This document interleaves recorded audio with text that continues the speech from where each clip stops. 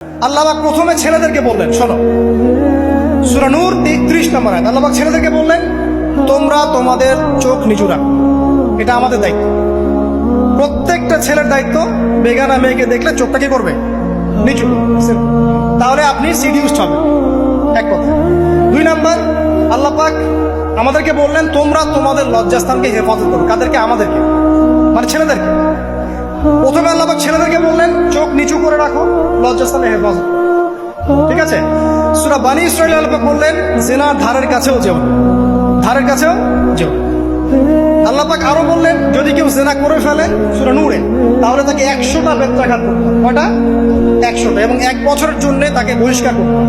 আল্লাহ পাক শাস্তিও দিলেন, শুধু তাত্ত্বিক বিধান দেন নাই, শাস্তিও দিয়েছেন। কারণ শুধু তাত্ত্বিক বিধান দিয়ে হবে?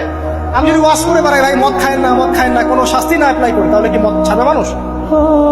আমরা যদি বলি হত্যা করা মহাপাপ, মহাপাপ, দুর্নীতি করা মহাপাপ, মানুষ দুর্নীতি ছাড়বে? ছাড়বে না, যতক্ষণ না শাস্তি নিশ্চিত করা যাচ্ছে। আল্লাহ পাক তাত্ত্বিক কথা শুধু বললেন না, শাস্তিও নিশ্চিত করলেন। তারপর আল্লাহ পাক আরো বললেন, যদি বিবাহিত কোনো ব্যক্তি ব্যভিচার করে, তাহলে তাকে রজম করতে হবে, মাটিতে পুঁতে তাকে পাথর নিক্ষেপ করে হত্যা করে। ঠিক আছে? শাস্তি। এরপরে দেখেন আল্লাহ পাক মেয়েদেরকে বলছেন, মেয়েদেরকে বলছেন, তোমরা মূলত ঘরে থাকো। যদি বাইরের পরিবেশ তোমাদের অনুকূলে না থাকে, তোমরা ঘরে অবস্থান করো।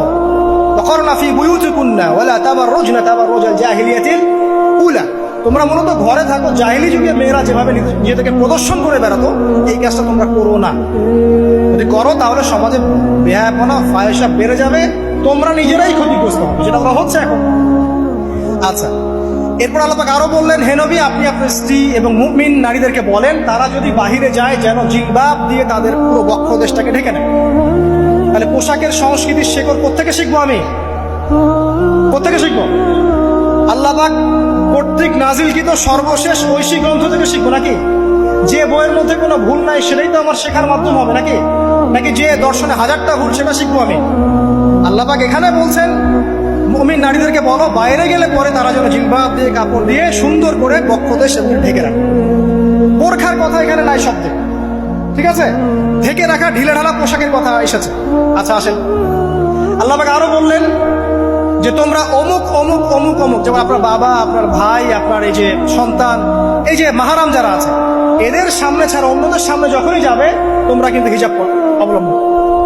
আল্লাহ পাক হিজাবের বিধান দিলেন, চক্ষু নিচু করতে বললেন, লজ্জাস্থানের হেফাজত করতে বললেন, এবং যদি এর পরেও কেউ ভুল করে ফেলে, তাহলে আল্লাহ পাক শাস্তির কথা বললেন। আল্লাহ পাকের সিস্টেমটা সুন্দর হলো না? এই সিস্টেমটা নবী সাল্লাল্লাহু আলাইহি ওয়াসাল্লাম অ্যাপ্লাই করলেন, সমাজ থেকে সমস্ত জেনা ব্যভিচারের ভিত্তি উঠে চলে। সুবহানাল্লাহ বলবেন না?